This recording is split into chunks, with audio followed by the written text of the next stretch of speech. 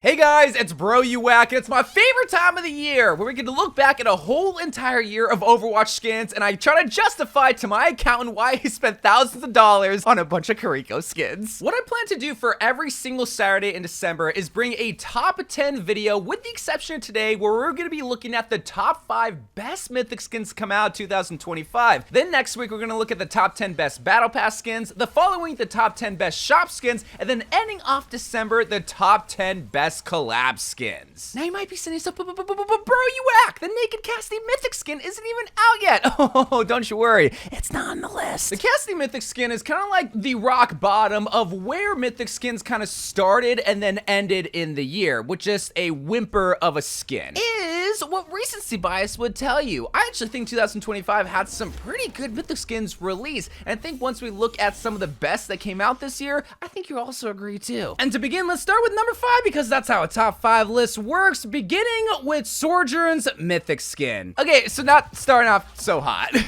You know, I actually think we'd look fondly back at this Mythic skin and say, man, we didn't know how good we had it with so many future Mythic skins that surely gonna disappoint us. Clearly inspired from a 13-year-old's very first RGB computer, this was a skin that when it first was announced, disappointed the majority of the Overwatch community, and it really started to shift the perspective of Mythic skins, both for the community and also for Blizzard. However, looking back on this Mythic skin a couple of seasons later, I'm actually quite fond of this design if it would have been for another hero. I don't really understand why Sojourn, out of all heroes, got this futuristic, ribbon cable, RGB filled Mythic skin, when I think someone like Sombra, I think would have benefited way more from this design. Not only because it fits Sombra's aesthetic way more, but also because when you think about it, Sojourn was in like the old regime of Overwatch. She's more old school, not really futuristic. She's still stuck in the past. She's still fighting for Overwatch's behalf, just in the shadows. And I think if they were to try to play more into like the lore of that, I think if they try to play more into her character, rather than just trying to give her a cool skin, which they did, I just don't really think it really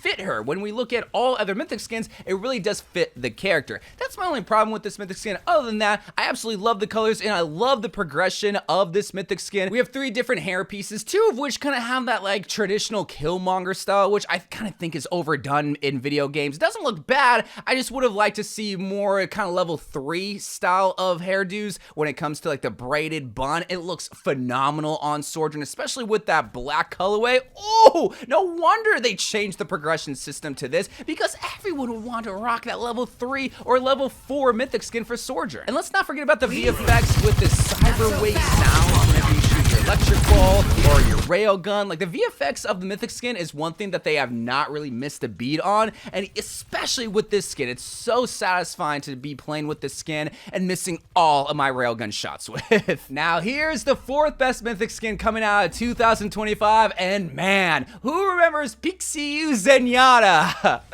No, seriously, who remembers this Mythic skin? Because I almost forgot about it. That's not me dunking on this Mythic skin. In fact, when I look back on it and when I played with this skin, I just forget just how beautiful not only it looks, but it sounds. When you charge up that secondary fire and you hear those different dings and you see the orbs turn into coins, it truly is a work of art for a Mythic skin, and it's also just very calming, which I absolutely love for Zenyatta, because his name is Zenyatta. He is very zen, very calming, very nurturing, very wise. But my biggest gripe that I have with this Mythic skin is what they did with his orbs, because instead of making it a traditional circular object to fit with the skin, they made it into like these little like taco pot things. Oh my god, I hate it, I hate it, I hate it. I'm sure there's some lore behind it. I'm sure it's very fitting with the skin itself. I don't care. When I think of Zenyatta orbs, I want orbs, not whatever they're gonna have in this salsa dip canister. And I might have even had that same reaction to the skin itself when I first saw it, because it definitely is pretty odd. Now Zenyatta, he's an odd character when it comes to skins to begin with, but they changed his face to have like this sort of lion face with a green mane, and we also see that lion tail as well. Like, you might have not even realized, but he also has a tail. Like I said, Zenyatta's very versatile.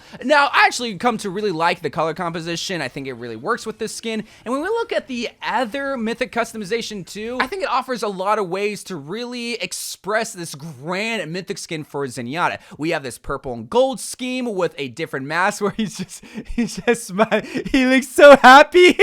Level 3 kind of got the Mora treatment where they remove the inside of the mask but just have green glowing eyes. I really like the level 3 with the red and blue colorway. And the level 4 kind of gave him the Cassie treatment with this glowing circle behind him. Don't really like that because it's just kind of telling the enemy team, hey, I'm gonna give you guys a dartboard. You guys just shoot here. This is also one of the first perpetrators of a mythic skin that suffers from the glow stick effect. And what I mean by that is some people think that modern mythic skins, when you get to level 4, just become a giant glowing skin. All they really did was add that glowing aura ring behind his head and have his eyes glow. But besides that, again, I think this is a great mythic skin for Zenyatta. It's fitting for him. No one else could have gotten it. The customization is great all throughout. They just needed to get the orbs right, and it would have been a top 3 mythic skin. Coming in at the number 3 spot is what I would be considering a controversial mythic skin. Here we got Cyber Fuel Junkrat. And the reason why I think this one's controversial is because, well, first of all, you have to know how mythic skins work, because there's the level 1 mythic skin, and then there's the level 4 mythic skin. Level 2 and level 3, most people don't really care about. And this is the epitome of that. You either get the mythic skin or you get it to level 4 to obtain that intimidating purge-like mask with the X's for eyes, cyber fuel design, and this glow to it that is shared throughout his hair, wrists, and ankles. Oh, it's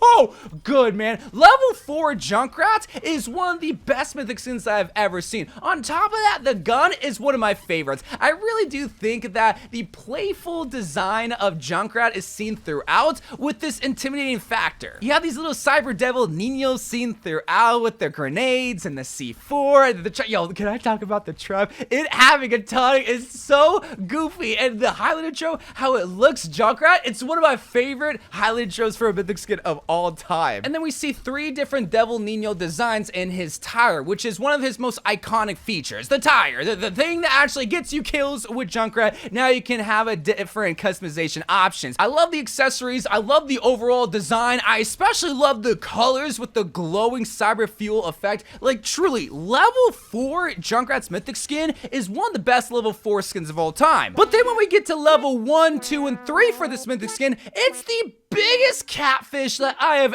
ever seen. Like, level 4 is what Blizzard used to advertise this mythic skin and is what they put in the Tinder profile. But when you show up to the first date, you get level 1. Well, this is not what I signed up for. I mean, I'm still gonna hit though, but I'm not gonna like it. The level progression is really seen with the different tire customization and the different colorways. Now, the colorways with level 4 are fantastic. I love the original blue and pink, I love the red and blue, and I love the yellow and blue. All look great. But when we look at the first 3 levels, where a majority of people only have level 1 for this skin, it not only doesn't look good for a mythic skin, but it looks like a bad legendary skin. You give Junkrat this awkward giant overcoat and this weird Genji 6-pack armor set, which the only reason why Junkrat has a 6-pack is because he's malnourished. And you don't really do anything special with his hair or his peg leg or his missing arm. Like, it really just looks like a basic Junkrat legendary skin. So that's why I have trouble ranking this skin. It's a great level 4 mythic skin. It's a terrible, terrible level 1 mythic skin, where compared to Zenyatta, it's great at level 1. Compared to Sordred, it's great at level 1. Most mythic skins look good at level 1, but this one's not. So that's why it's at number 3, because it's great at its highs and it's really bad at its lows. Just like in life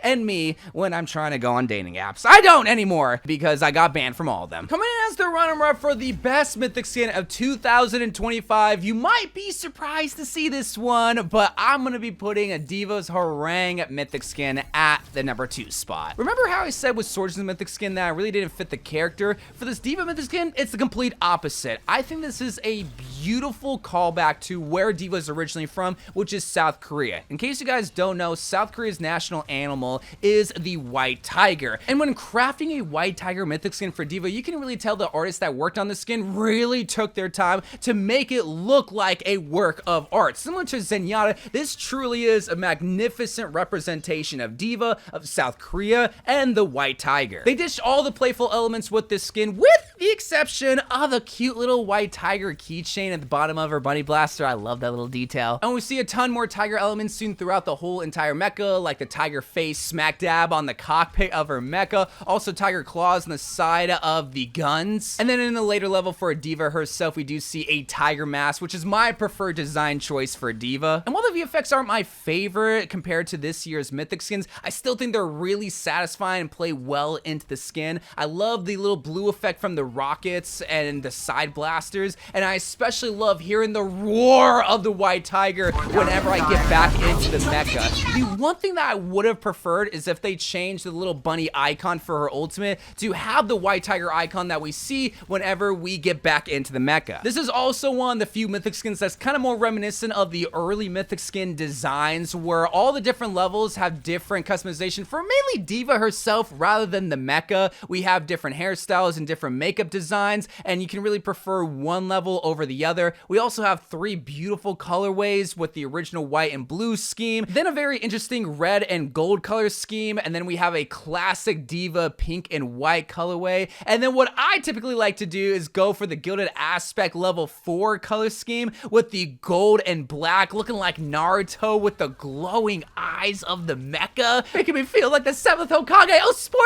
alert, Naruto does become Hokage! Coming out of season 17, I really do think Diva's Harangue Mythic Skin was the last good Mythic Skin that we have got in modern years.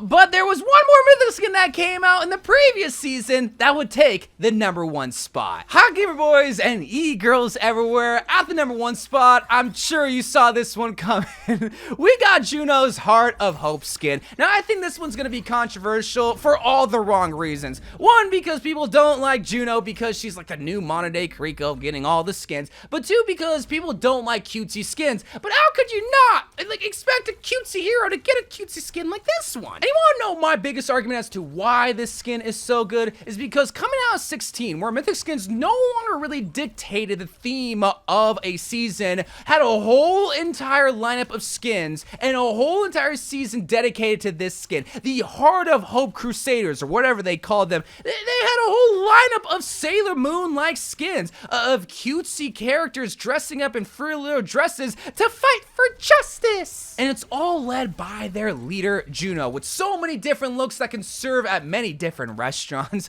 with her sidekicks of sharks, which, oh my god, the torpedoes being sharks is another reason why this is the #1 best Mythic Skin. We have 4 different levels where any level could be your favorite. We have the Sabrina Carpenter level at level 1 with a heart-shaped bun, and then level 2, we got the Karen cut with a more pastel colorway. Level 3, which is my preferred level, which is gonna be the goth e-girl mommy skin with her hair just let down in this black and red color scheme. And then level 4, we have a little bit of that glow stick effect seen with their boots and whatnot, but then when we get to the aspects, the gilded and the iridescent, oh, it looks so good. And while I already mentioned the torpedoes turning into sharks, which the torpedoes are always forgettable, the ring is also just as forgettable, but not here, because they made it into a heart, which they never do with gameplay abilities. I love the different design elements, I love the VFX, I love the colorways, I love the hairstyle, and I love Juno's precious nature, and that's why it's at the #1 spot. But let me know what you think is the best Mythic Skin to come out in 2025. Do you think it's Juno? Do you think it's Sortune? Or do you think it's that buff naked Casty skin that's gonna come out next week? Just let me know in the comments down below. But until next week, where we look at the top 10 best Battle Pass skins, I love you guys. Thank you guys for watching. Overwatch 2 videos to come, and bye.